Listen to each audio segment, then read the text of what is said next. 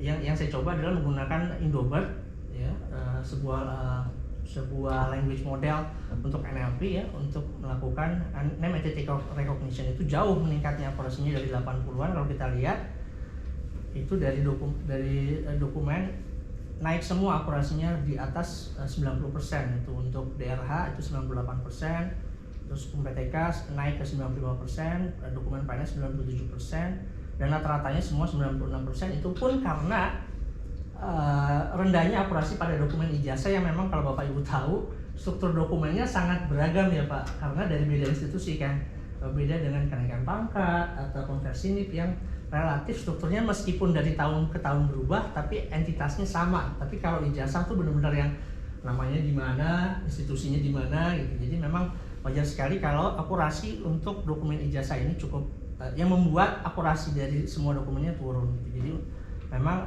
masih ada kendala di dokumen ijazah ini.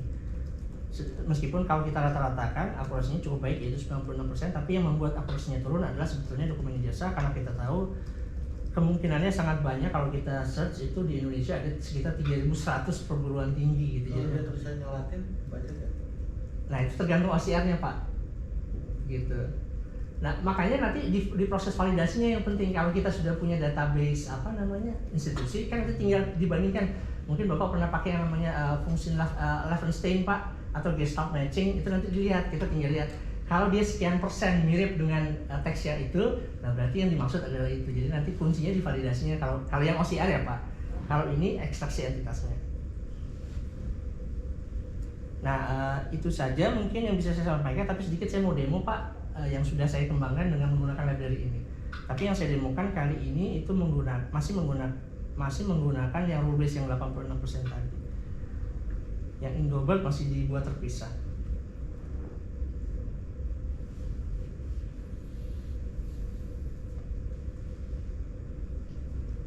Saya stop share dulu ya.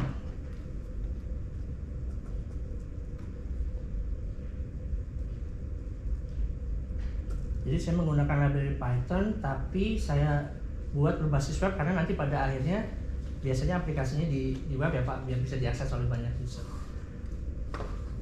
Kayak apa peranannya? Peranannya kayak apa Pak? Iya, tapi si rule base-nya pakai Python.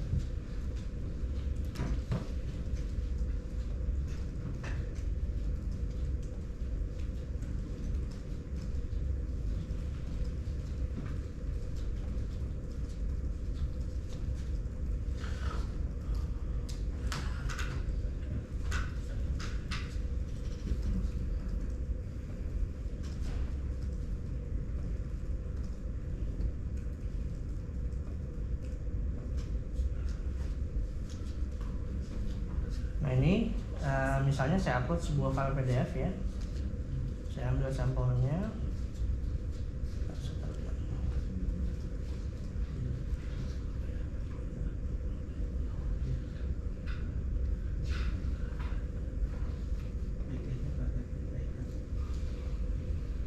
Ini tampilannya masih sederhana Pak, karena saya belum fokus ke tampilan, yang penting jalan dulu begitu Pak.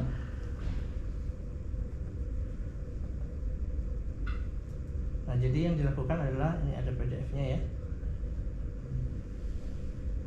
Saya kasih lihat dulu file aslinya biar. Ini bentuknya file system atau blok ya? Ini pada dokumennya. File system atau blok? Bisa dua-duanya kalau mau Pak, tapi ini sebelum di-upload Pak. Oh belum ya? Iya. Jadi saya menunjukkan proses awal pada saat seorang operator itu melakukan penginputan gitu. Jadi dia misalnya baru dapat hasil scan gitu Pak. Ini dokumennya saya kasih lihat sebentar. Ya, ke teks dulu. Meskipun nanti saya kasih tunjuk juga yang menggunakan, jadi bisa sekaligus. Jadi ada dua demo yang mau saya tunjukin. Yang pertama yang satu persatu, yang kedua secara sekaligus. Itu sangat cepat, yang saya bilang 0,04 detik per dokumen. Itu. Ini kalau yang ini satu persatu dulu Pak. Mungkin nanti kelihatan agak lamanya di konversinya di OCR. Sebenarnya kalau netnya cepat.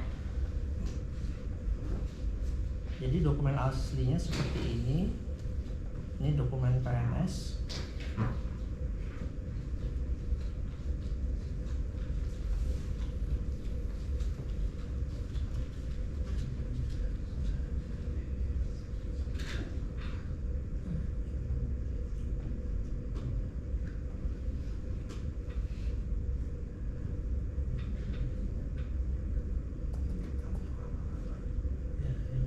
Nah ini ya, ini bentuknya bukan teks Pak, jadi memang harus di OCR dulu gitu. Jadi kalau kita blok ini nggak bisa ya select text ini. Kalau dokumen yang memang aslinya dari PDF kan akurasinya lebih tinggi ya Pak. Jadi ini memang bentuknya hasil scan image gitu, saya nggak bisa scan. Nah yang si Python-nya ini yang akan convert dulu, jadi kita konversi dulu ke teks. Nah ini yang tadi saya bilang agak lama tergantung library-nya. Saya pakai PyTextErac yang sama juga dengan yang Pak Radis gunakan. Sama nggak Pak di sini sekitar 5-10 detik? Iya, dan cepat kalau kita akurasinya yang untuk yang cetakan pakai printer. Iya. Itu relatif akurasi. Nah ini ya sekitar 5-10 detik lah Pak. Ya ini udah jadi teks Pak. Tidak harus disimpan ke TXT, kalau mau langsung diproses bisa. Tapi biasanya saya simpan TXT untuk backup sekitar 5 ke teksnya. Nah ya, sebenarnya inti penelitian saya di ekstrak datanya ini. Dari sini saya mau ngambil saya mau masukin ke database gitu kan, saya tinggal ekstrak data seperti ini, saya klik. Nah udah beres. Ini yang saya bilang 0,04 detik.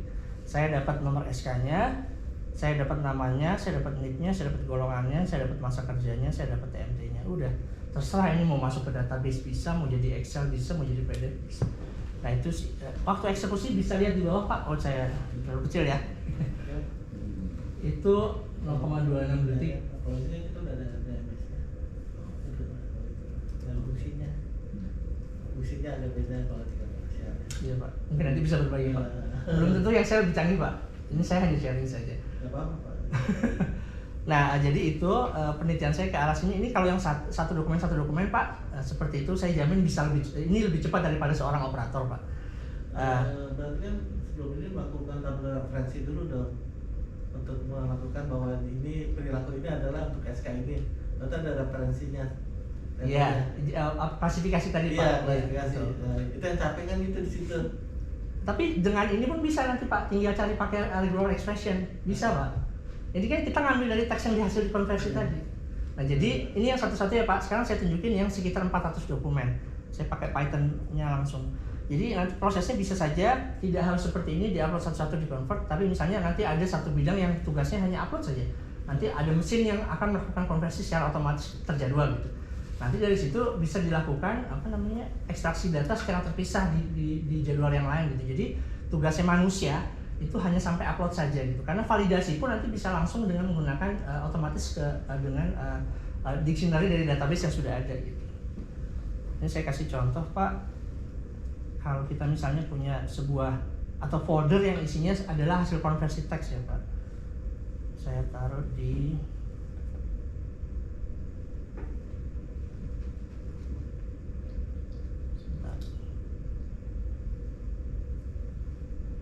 nah ini ya, ini saya punya folder namanya PNS Pak. Di dalam folder PNS ini adalah hasil konversi teksnya.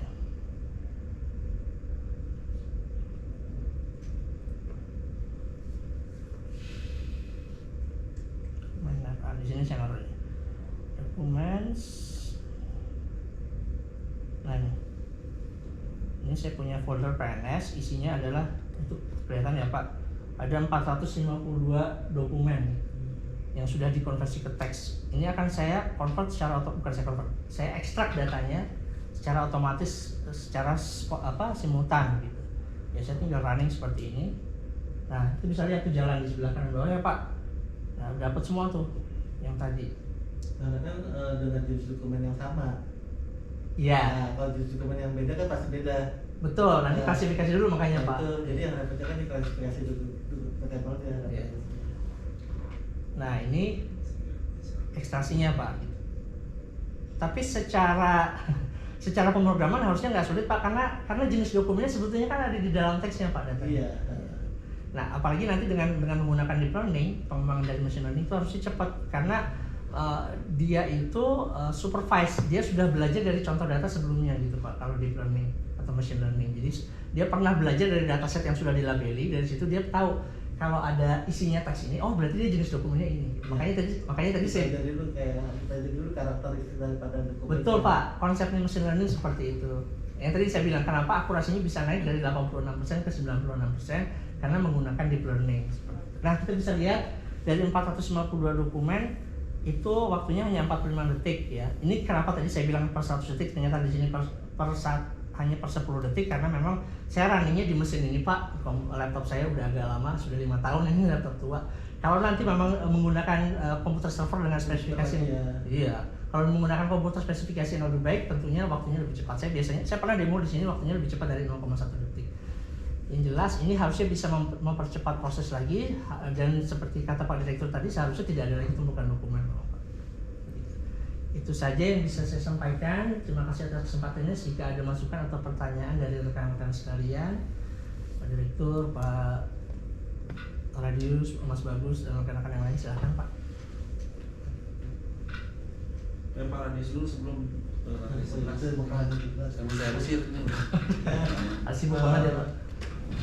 Apa tuh bagus sekali ya balik sebenarnya pihak swasta tuh sempat paparin ya seperti ini, tapi dia bayar ya. Oh, saya penelitian open source ini Bapak kalau pakai silakan. Dia tuh bayar. Nah, jadi kalau bayar itu kan misalnya setengah inovasi ya, apapun kalau ada yang bayar pasti dapat aja gitu kan. Nah, ini kan open source ya. Kami apresiasi sekali ya, bagus ya melakukan data seperti ini. Tapi kalau di kami Oceania itu lebih ke arah pencarian. Kembali informasi Pak. Buat searching ya Pak. Karena sudah ada data RDMS-nya. Jadi proses inputnya sudah selesai gitu ya. Jadi RDMS-nya sudah, tinggal ada sesuatu itu tabel referensi yang ada di dalam jenis table. Yang pertama kan untuk memudahkan itu, pertama kita melakukan pengambil dokumen itu kan berdasarkan jenis dokumen. Iya. Nah, kita menghindari jenis dokumen itu kan. Jadi langsung ke dokumen. Karena dalam membaca